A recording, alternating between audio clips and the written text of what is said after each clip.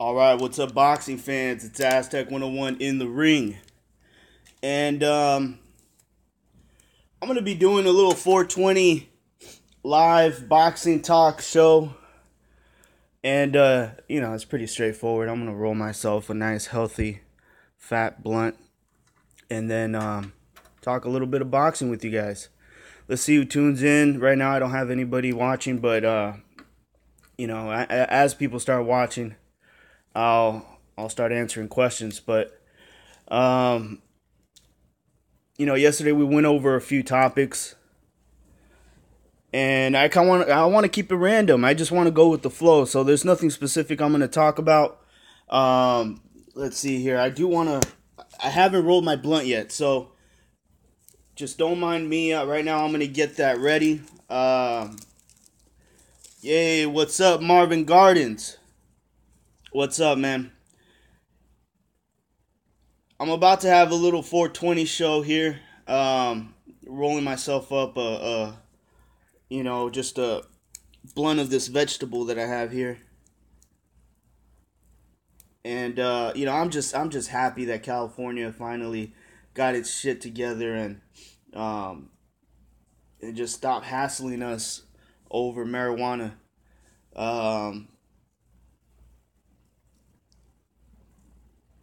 The police departments, they've made a lot of money off of the prohibition of marijuana, and they still do that in a lot of states. But luckily there's states like Colorado and California that are stepping up and finally allowing companies and business owners and growers and allowing them to make money off this.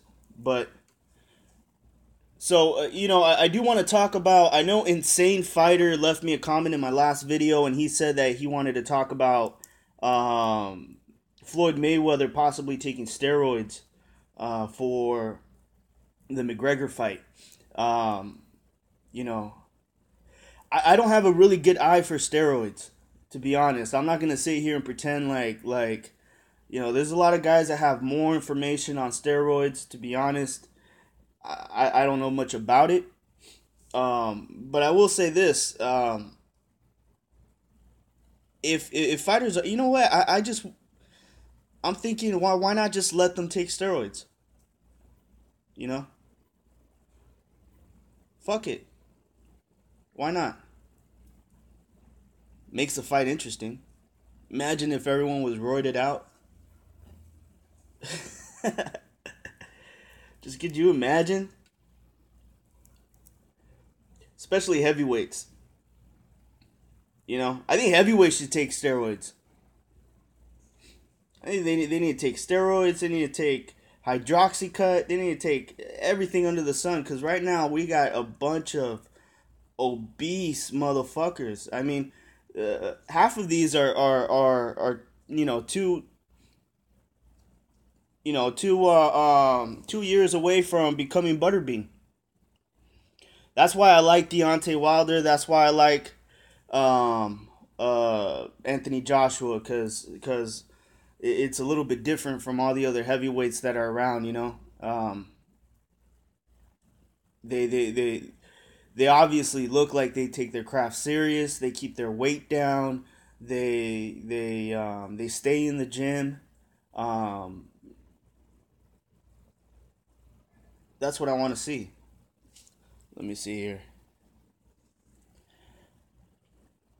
In my opinion, they are all anyways. So what's the point of testing? Exactly. We already know that they're on steroids.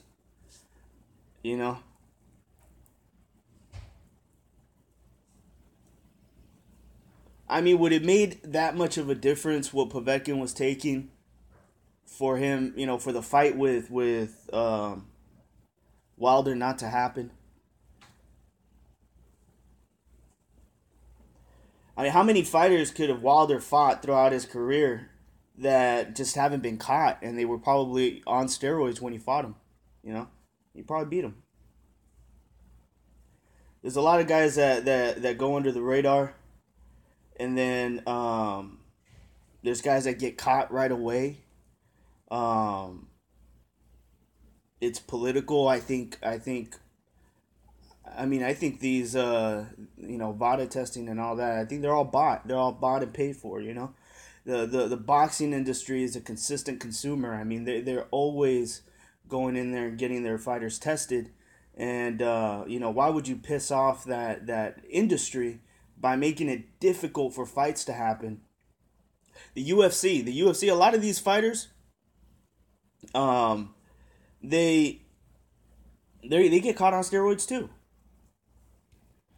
0.000000001 grams first, then 0.00. Yeah, I mean, look, like I said, I am not the most educated person on steroids, but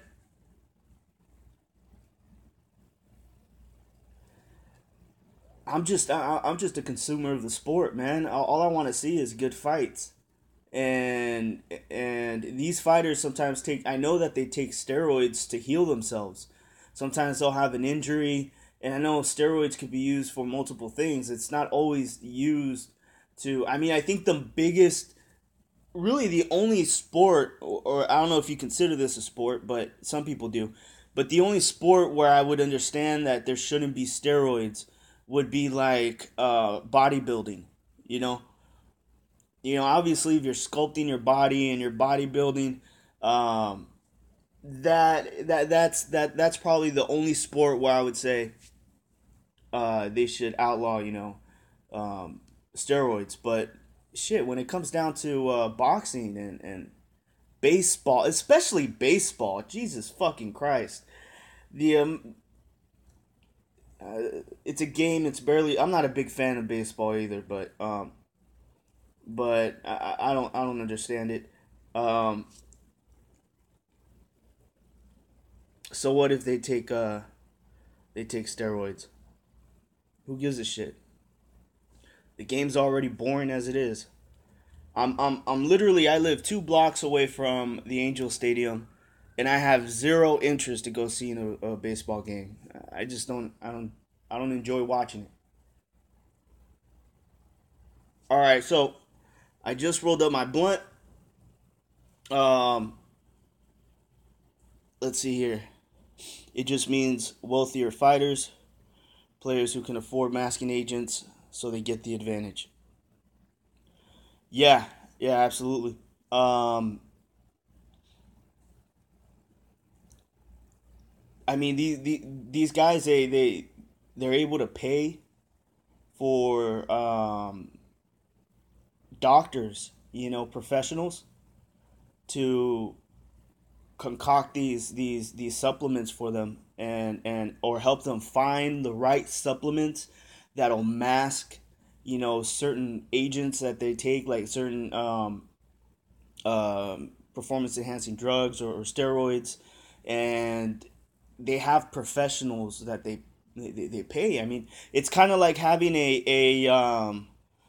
someone, an accountant that can help you with your taxes. Not everyone's going to pay the same amount of taxes, and you can have that guy um, get away with pocketing some cash that would normally go to Uncle Sam, because he knows how to maneuver and knows how to work your file, knows how to, tells you what you should be recording and what you shouldn't be recording, or what you could use as a tax write off.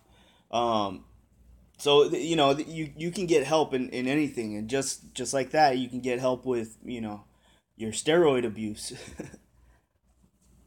What's up, man? Insane Fighters in the house.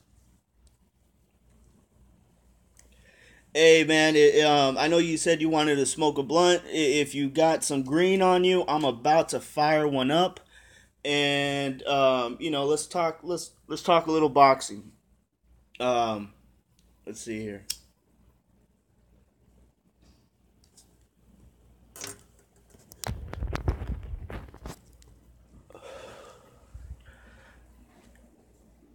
All right. So Shit. This is why I avoid sometimes smoking on a video. Because if I have to cough, I don't want it to interrupt the video, but I'm live. Fuck it. So, yeah, before we go into boxing, let's talk a little bit about Floyd and McGregor. I know Insane Fighter, you were talking about, you wanted to discuss on whether, Floyd Mayweather was taking steroids or not. Do you guys really think that Floyd Mayweather needs to take steroids to fight Conor McGregor? McGregor fanboys, what do I think about them? They're ignorant, man. They don't know any better. They really don't know any better. There's a lot of MMA fans out there. A lot of MMA fans. The sport is growing. I live in Anaheim, California. Okay, I went to the high school. I graduated from the same high school Tito Ortiz graduated from. I had the same English teacher as Tito Ortiz. I sat in the same fucking chair as Tito Ortiz. So MMA in Orange County, California, where the Anaheim Angels play, and where you have Disneyland and all that, it's been fucking booming from the get-go. Because a lot of the main players, a lot of these gyms, they started popping up out here.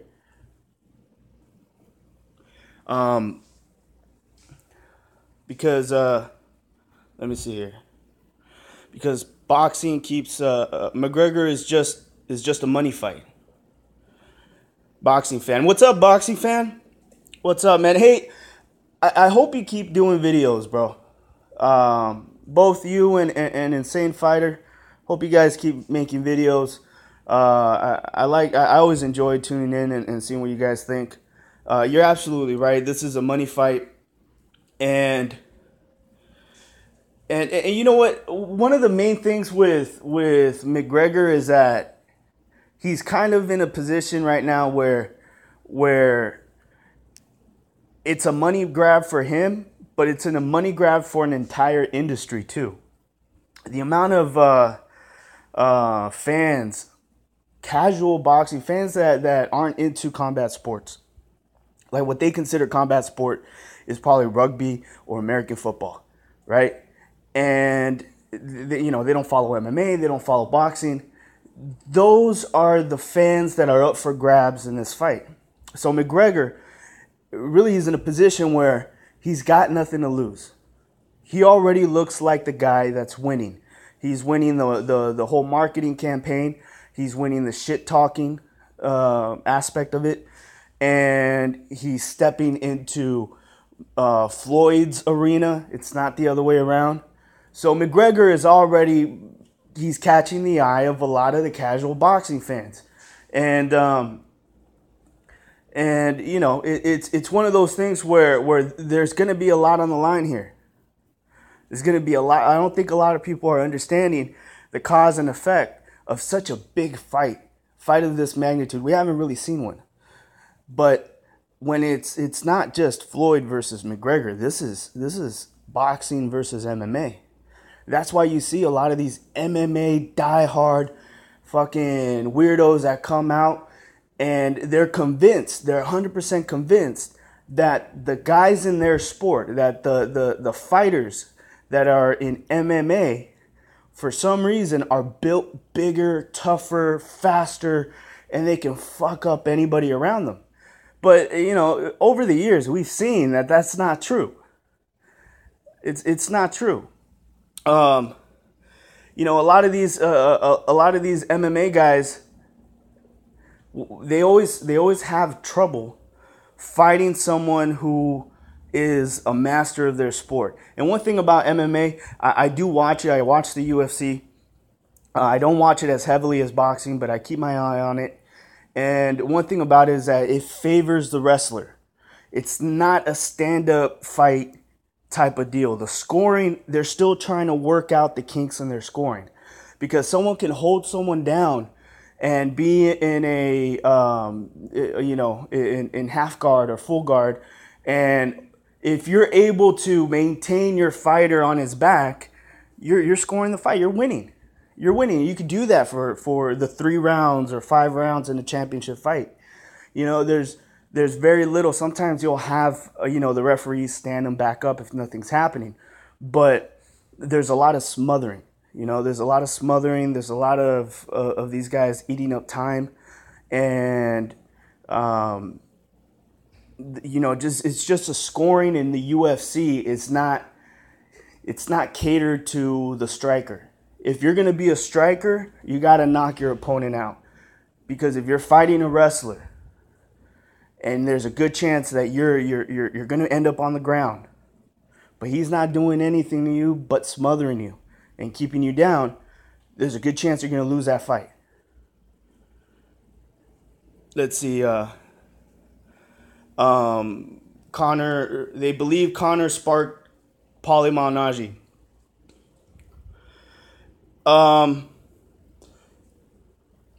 You know what? I have no sympathy for Paulie on that one. I don't have any sympathy for him. I mean, the guy was talking mad shit. He was talking mad shit. He was talking about how it's just how it's disrespectful for Conor McGregor to really think that he can beat Floyd Mayweather, and he really was trying to play the part as if he was speaking on behalf of boxing purists. But then you go and you sign up to help Conor McGregor? Like, why? Why would you do that? Even if you're trying to help Conor McGregor, you know that you're not at the level to get him prepared for Floyd Mayweather. I wouldn't even use Paulie Malignaggi to get someone prepared for Rod Salka. Why the fuck am I going to use Paulie Malignaggi to get him prepared for Floyd? The fact that he got in there, wanted to put his face in the fucking show, just shows how much of a fucking I don't know, man. He's a Jersey Shore weird Guido dude that wants to walk around fucking talking mad shit, eyes wide open, always talking like that fool's on drugs or something. And he's just too hyper, man. I don't know. The guy pisses me off. If he did get sparked up, he deserved it. Honestly, there's a lot of other fighters he's been talking shit about that would spark him up.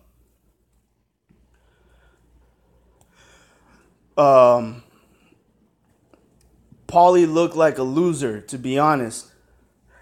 Paulie Malignaggi did that to himself. He did that to himself. You know what I mean? He was talking mad shit. And I wouldn't be surprised if he did get pushed and wasn't knocked down, but he made sure to leave an imprint on Paulie's face. So when Paulie has to go do those interviews, then he has to explain the bruises on his fucking eye. And, and now he's got to explain the photos of him falling. Oh, well, I was pushed, I was fucking him up, but I got pushed, and that's why my eyes got bruised. And I mean, the guy,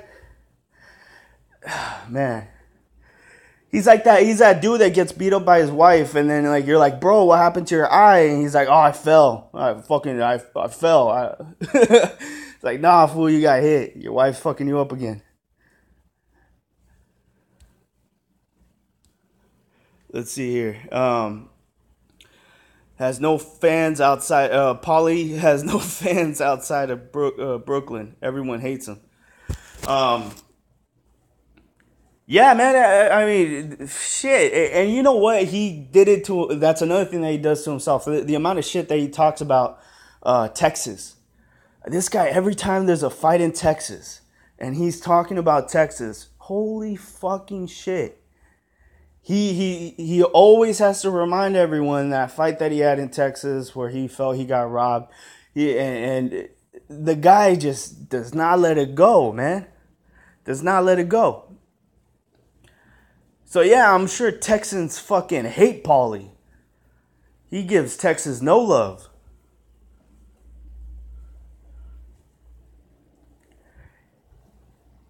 I mean, well, I don't know. It's one of those things where from his perspective, I'm sure he feels like he got robbed, and that, this probably affected the way public perception goes and how his career maneuvered. But, no one's saying, hey, if only Paulie would have been honored that Diaz fight, he would be something right now. Like, nah, man, the guy gets mauled by everyone in his division.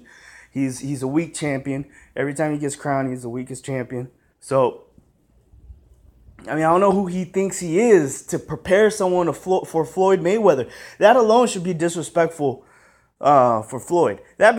Fuck, man.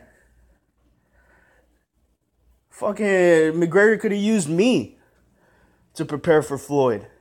Fucking Paulie can't punch his way out of a paper bag, and he wants to prepare McGregor.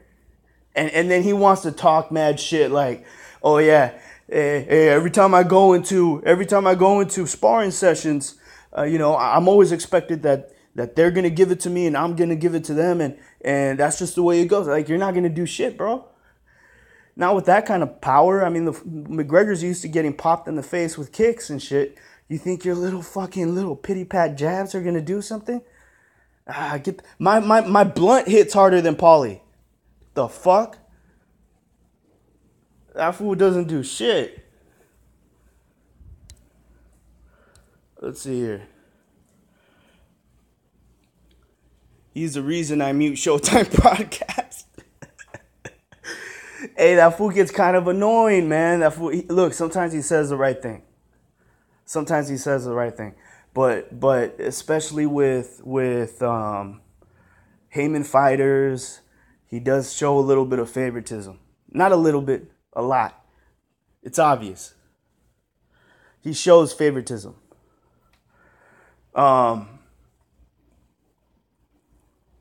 Paulie's a good announcer. He talks about. I like that he focuses on what's going on. But one thing I noticed is, like, if there's a fighter he's walking into already supporting, while that fighter's doing work, he's pointing out what's going on. But when he's getting worked on, he'll start talking about some other shit. He'll start talking about his past fights or the psychology of a fighter. And yeah, he always fucking switches the subject whenever there's an opportunity. You see his fighter getting fucked up, he starts changing the subject, and he doesn't tune in until the guy's on the ground. It's like, oh shit, what happened? Yeah, and Paulie's a little bit like an Adrian Broner a little bit, man. Him and Adrian Broner have a little bit, in common in that personality where it seems like he's always been that Floyd Mayweather fanboy. Like, he's just not that committed to go up to Floyd and admit that he's a fanboy, but from the outside, it's always been very, very fucking obvious. He's always been, a huge Floyd fan. Anything that has to do with Al Heyman, Floyd, he loves that shit.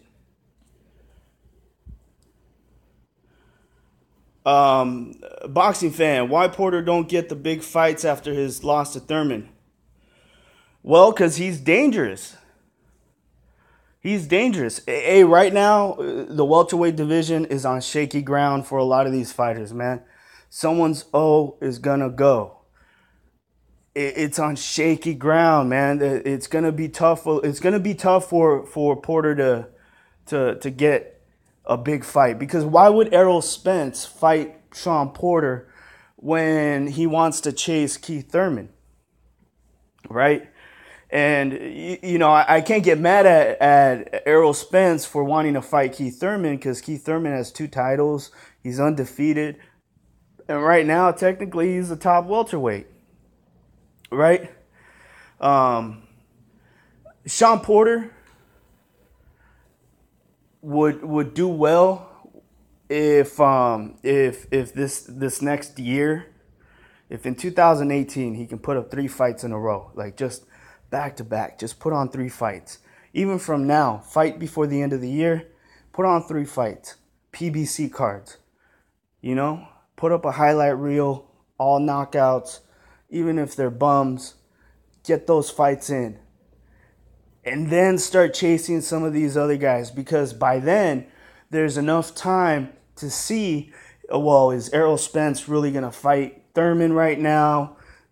Is Thurman going to fight Lamont Peterson? Because Lamont Peterson is a regular champ, and you got Keith Thurman as a super champ. You got, will Bob Arum allow any of these fighters to fight Horn? Horn is probably going to have his rematch with Manny Pacquiao, most likely. I mean, they're going to cash out on that fight. So, we'll see what happens. Let's see here. Hey, what's up, Don Borracho, man? What's up, man? Keith Thurman in the bed eating curry right now. He's not thinking about PBC. Hey, Keith Thurman, regardless, these other champions right now around him, Horn and Errol Spence, they do have to work up to get to where he's at. I think he can take a little break. You know what I mean? He injured his arm or his hand. He just got married. Look, at the end of the day, I know they're fighters, but we are human. And, you got to keep a level head. And so sometimes you do need a vacation. And if he has to take this next couple months and then get back into the gym. Because what could happen is if Errol Spence ends up actually fighting Sean Porter, that's going to launch, especially if Errol Spence knocks out Sean Porter or vice versa. If Sean Porter beats Errol Spence, it's going to be huge. And he can't be left out. Keith Thurman, what's weird about it, he's been dominating his division, but he's never peaked. Like, he's never been the guy to watch. Like, everyone's keeping an eye on Keith Thurman. There's always been other fighters that are surpassing him around him. What's weird, You would think that after Floyd Mayweather retires that there's a smooth transition from Keith Thurman or from Floyd to Keith Thurman. You would think that there would be a smooth transition, but there isn't. It seemed like it skipped Keith Thurman and went to Errol Spence. So now all the Floyd Mayweather fans that would have potentially ended up with Thurman ended up with Errol Spence first. Spence is the one that got the cosign from Floyd, and what Floyd says is gold, and that's just enough to give Errol Spence just a little bit enough hype to where now, shit, I guarantee you, I bet you Errol Spence will probably bring in a bigger crowd than Thurman. I don't even think Thurman sells out in his own city.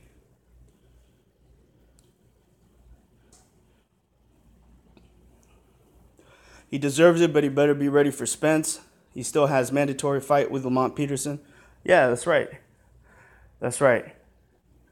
He has his mandatory fight with Lamont Peterson. He's gonna eventually have to unify. He's gonna have to fight Errol Spence. I wish this kind of energy where these guys are chasing each other. I wish that's the energy that you found at 154 because junior middleweight is just as stacked. But that's one thing you got to give credit to Errol Spence. He is naming names constantly. One thing people want to know is what your plan is. A lot of boxing fans, they want to know what's your plan. Who do you want to fight? And they want to hear you mention the names that they're accustomed to. And even if the fights are impossible to make, they want to hear you say it. So they want to hear, Errol Spence and Keith Thurman. They want to hear him say, I want to fight Manny Pacquiao. I want to fight Keith Thurman, Errol Spence, Sean Porter. I want to fight these guys. That's good. It's a lot better than what Danny Garcia does. Danny Garcia is the exact opposite. He's the motherfucker that'll say, why do I have to fight that guy?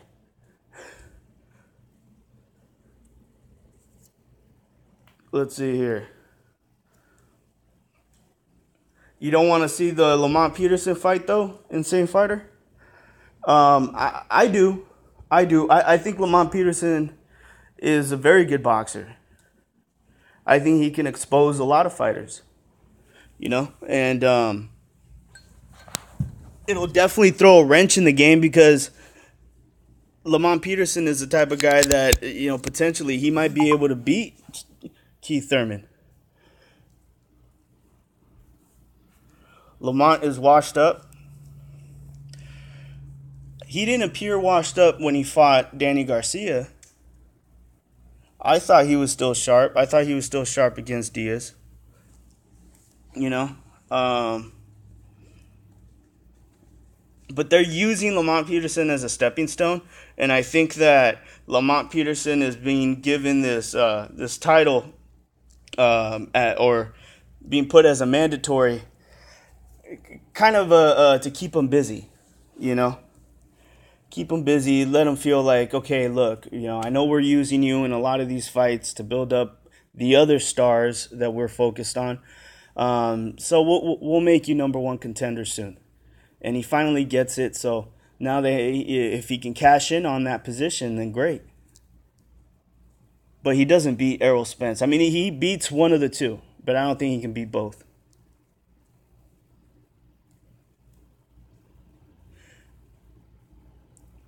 Al Heyman been paying him good money to fighting bums. Yeah. Danny Garcia. Yeah, absolutely. And his dad will fucking point that shit out too. I mean, his dad's so proud. He's so proud about for his son, but he kind of talks a little bit too much, and he makes it very clear that they're looking to make money off this shit. They're not looking to make history. But then again, here's the thing, man.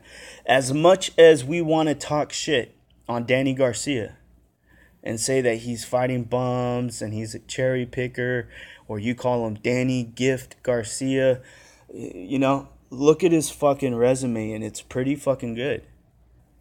I mean, look at his resume. Morales, Zab Judah, right? Amir Khan, Matisse, Herrera, Lamont Peterson, Keith Thurman. You get what I'm saying? I mean, think about it. Danny Garcia did more at 140 than Terrence Crawford has done at 140.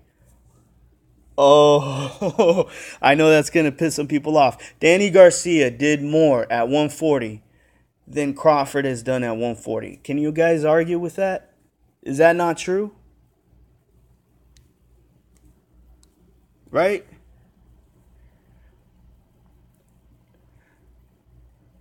Morales was washed up and gave him still a great fight.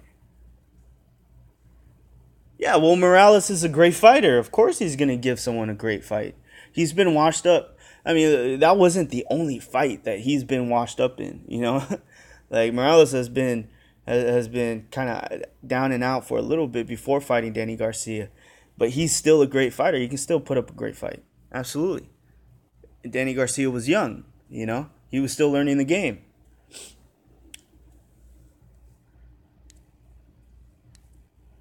Let's see.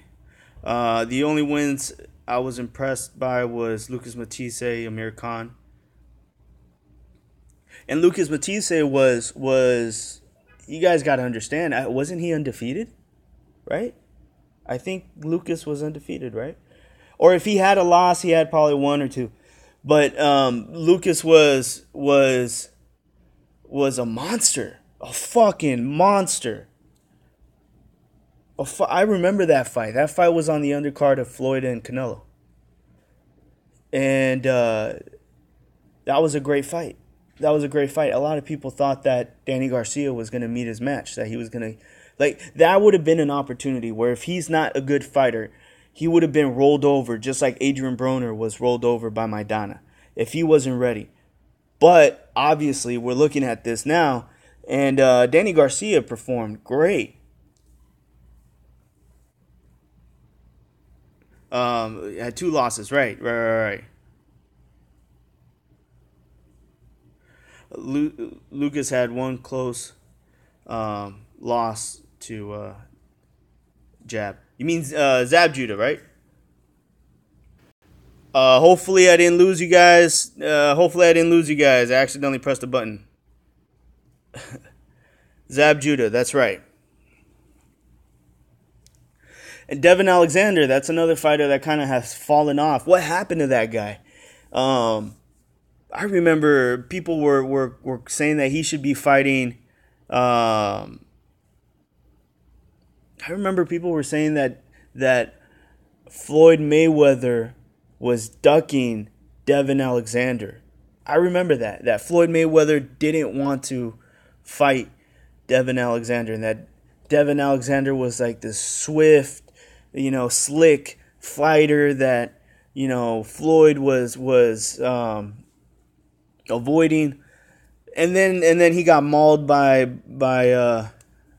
Sean Porter at 147. So as soon as he got mauled by Sean Porter at 147, people stopped watching out for Devin Alexander. This is where it kind of it becomes. There's so many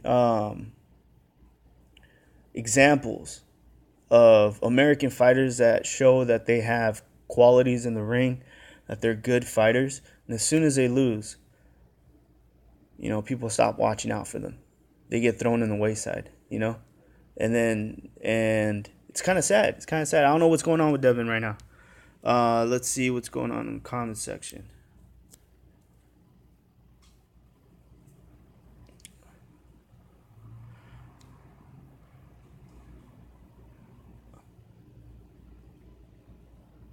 Let's see. He just lost to Khan, then that was it. Devin Alexander got thrown away by Golden Boy. Oscar De La Hoya will throw you away if you have a couple losses. Devin Alexander jumped ship. Didn't he go to Al Haymon? He went to Al Haymon, right? Oscar De La Hoya. Look. Here's one of the things. And Oscar's kind of proving this with Canelo. He's really good at promoting his fighters, like putting them in the right position at the right time. For a long time, he was promoting Floyd Mayweather. A lot of these fighters that we know, like Devin Alexander, those fights that he had were with Golden Boy. Like Keith Thurman, as he was coming up. When Keith Thurman was with Golden Boy, he was the boogeyman at 147. No one wanted to fight him. He was being avoided. And then as soon as he got to Al Haymon, shit changed. Now he looks vulnerable. He doesn't look as good. And you're starting to see that, there was this rise and momentum of boxing fans following Keith Thurman. And as soon as he went to Al Haymon, boom, it stopped. It just completely stopped. There is a benefit to having a long-term promoter. There's a benefit to having that promoter being, putting their dedication as far as not just within the 3-month period that they're promoting that one particular fight, but even after that, they're still promoting you. Even in between fights, they're promoting you, and it helps. And Keith Thurman, he lost momentum when he got to Al Haymon. Look at where he's at now. He's being overlooked by all the other HBO fighters. Everyone's watching out for Lomachenko. Everyone's watching out for Canelo, Triple G. They're watching out for Andre Ward. Fuck, there's people that they're watching out for Wilder before they watch out for Keith Thurman. He really got fucked up by Al Haymon. Well, what happened was he was vulnerable. He was in a vulnerable position because he had a respectable stable, I think, who do he have? He had Lara, everyone good on Al Haymon's on Al Haymon's stable was with Golden Boy. Everyone good. So Golden Boy had this huge stable, but a lot of these fighters, they weren't looking at Golden Boy. They were looking at Floyd. See, a lot of these fighters went to Golden Boy because Floyd was using Golden Boy. Again, everything Floyd does, like, people follow, and even some of the boxers. So what they were hoping was that, well, especially the welterweights, well, if I'm ever gonna have a shot at fighting Floyd Mayweather, I'm gonna have to go with Al Haymon, you know. And there was an opportunity where Al Haymon just got a shitload of money. Because this didn't happen overnight. Al Haymon didn't just come into boxing overnight. He has been Floyd's manager for years. And he got an opportunity where he finally got his hands on a lot of money, and he started buying out their contracts. And slowly but surely, he started picking them up. And the way he did it was he became their manager. So they were still fighting with Golden Boy Promotions, but Al Haymon became their manager. And as their manager, he started giving them, you know, he would negotiate contracts. He would get them paid. But he told them on the back end, he's like, well, look, you don't have to use Golden Boy. If you let me be your manager and you leave Golden Boy, I'll buy you out of their contract. And I'll find you the promoter that you need for that fight, but you keep most of your money. You just pay me a percentage of what you make.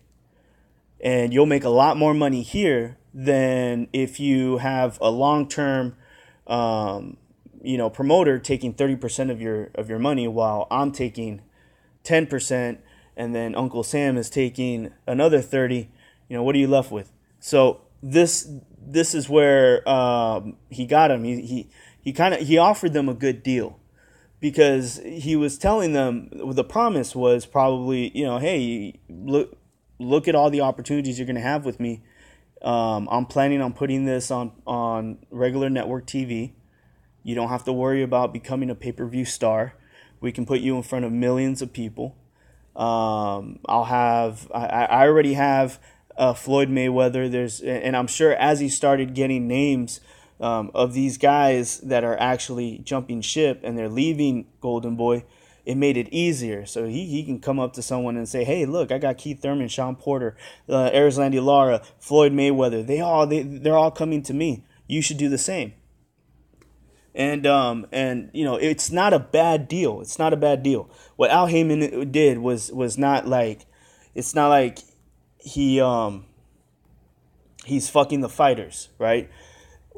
What happened that was bad was what was that guy's name? The guy that was CEO of alongside with Oscar De La Hoya, that helped that transition happen. He was the middleman with the fighters and Al Haymon. So Richard Schaefer, yeah, that slimy little bastard. He was the one that caused all these problems. He's the one that fucked Oscar De La Hoya. He royally fucked Oscar De La Hoya. And Oscar De La Hoya was in a vulnerable position because he had a huge stable. He had a huge stable, and he was fucking around. He wasn't serious. He was fucking around, and it was obvious, you know, on cocaine and shit. Let's see here. Al was. Let me read the comments. Al was paying too much though for fighting nobodies, but he quickly changed his attitude towards his fighters when he was losing money and forced his hand and made these big fights happen. Right. That's right. Business. See, how do I put this? Ultimately, these guys, they all want to make money, right? You can walk into an industry and say, I'm going to do this different. I'm going to do this different. I'm not going to be like anyone else, and I'm going to do this, and I'm going to do that, and this is how I'm going to make money. but you can't control your consumer. You can't walk into a business, you can't even walk into a sale thinking that you can control a consumer. The consumer controls you. You're the one that has to cater to their needs. And it goes very simple, you know? It's like selling a car, you know? You can't force someone to let's say you can't tell someone, well, hey, buy this Porsche. I know you got a family of 5. I know you got kids that you need to drop off at school, but buy this Porsche. You don't need the minivan. They can take the bus, but you and your wife, you guys need this Porsche. You can't sell someone that doesn't need something. Eventually, the guy's gonna go to. Oh, I'm just gonna go to someone that's gonna fucking show me a van. I came here for a minivan. I need a minivan. I need a minivan. That's what I need. So, same thing with boxing fans. Boxing fans, you know, he tried selling us. Well, hey, you know, we're gonna put these guys. It's free. It's fucking free. They won't complain. Why would they complain? It's fucking free. So we'll put, you know, we'll put Keith Thurman against someone, and we'll have a little undercard that's some of the new fighters I signed on, and they'll fight, you know, maybe some gatekeepers or journeymen, and, you know, we'll keep our costs low and we'll pay our stars a lot of money. That way we keep them happy, and we'll do that for a little bit, right? But eventually, then all of a sudden the feedback started coming in, and it starts coming in, and first it goes to the network. So it'll go to Spike, or it'll go to, you know, wherever their CBS, wherever they're, or NBC, wherever they were airing their fights. And those executives come in and say, hey, guys, we got the results. This is how many people watched, but we're getting a lot of feedback, and people are telling me that your fights are garbage. They're mismatches. They're fights they didn't want to see. They really want to see Sean Porter versus Keith Thurman. They want to see Errol Spence versus Kell Brook. This is what they want, and you're not giving it to us. And that's why Spike left, because they weren't getting the fucking right fights. And they also, what doesn't help is having the fights on different networks. How do you don't follow a show around. There's no show that you follow around on different channels. You don't watch 60 Minutes one day on Fox, and then the next day it's on fucking MTV. You know where 60 Minutes is at. You know what channel to go to. You know what I mean? Following PBC, which is just another program, following it around with different channels, that doesn't help PBC or the fighters at all either. It just makes it harder to follow those batch of fighters that fight on PBC. It's a lot easier to put them on Showtime.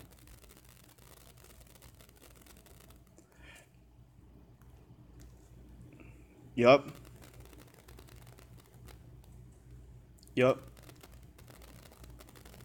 Hey guys, this is what I'm gonna do. I'm gonna close this off for about 15 minutes. My phone is dying, so I'm gonna close it off for about 15 minutes. Probably give you guys a little intermission break, let you guys go use the bathroom or do what you got to do, and I will be back. I'll start another live stream. How's that sound? But my phone is about to die. Cool. All right, guys. Well, I hope you guys tune in. Like I said, I'll be back on in another 15 minutes. I'm gonna close this one off, and I'll start this over. All right, guys. All right, I'll see you in a little bit. This is Aztec 101. I'm out.